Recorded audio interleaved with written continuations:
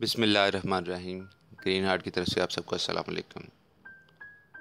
واصف صاحب فرماتے ہیں، موت سے زیادہ خوفناک شے موت کا ڈر ہے۔ اس چیز کا ذکر نہ کرو جس کو دیکھا نہیں، اور اس کا بھی کیا تذکرہ جو کسی کو دکھلائی نہ جا سکے۔ زمین پر ہی مشرق و مغرب ہیں، آسمان پر مشارق و مغارب نہیں ہیں۔ آسمان بے جہت اور بے سمت ہے۔ خطرات کے باوجود زندگی وقت سے پہلے ختم نہیں ہو سکتی، اور احتیاط کے باوجود زندگی وقت کے بعد قائم نہیں رہ سکتی۔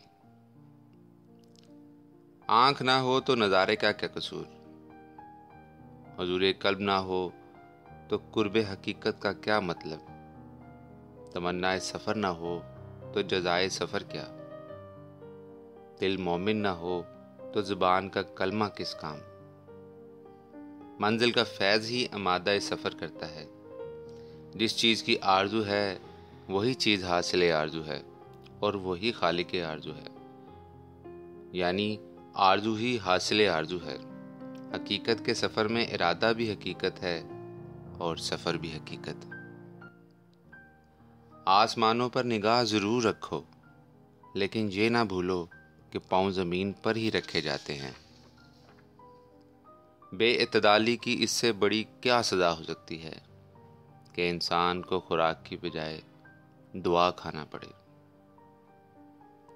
اس کی عطاؤں پر الحمدللہ اور اپنی خطاؤں پر استغفر اللہ کرتے ہی رہنا چاہیے۔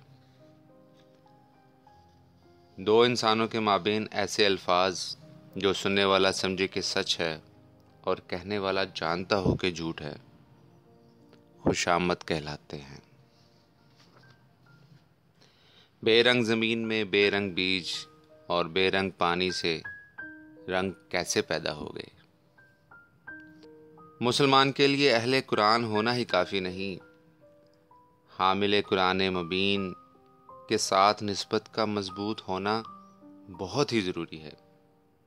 قرآن کا اصول حضور صلی اللہ علیہ وآلہ وسلم کی زندگی ہے، یا یہ کہ حضور کی زندگی اور قرآن کے اصول زندگی میں فرق نہیں۔ یہاں تک کہ نزول قرآن سے پہلے بھی حضور اکرم کی زندگی اصول قرآن کے مطابق تھی۔ سامعین، آپ سب کا شکریہ۔ ویڈیو کو لائک شیئر کریں، چینل کو سبسکرائب کریں۔ اللہ نگہبان۔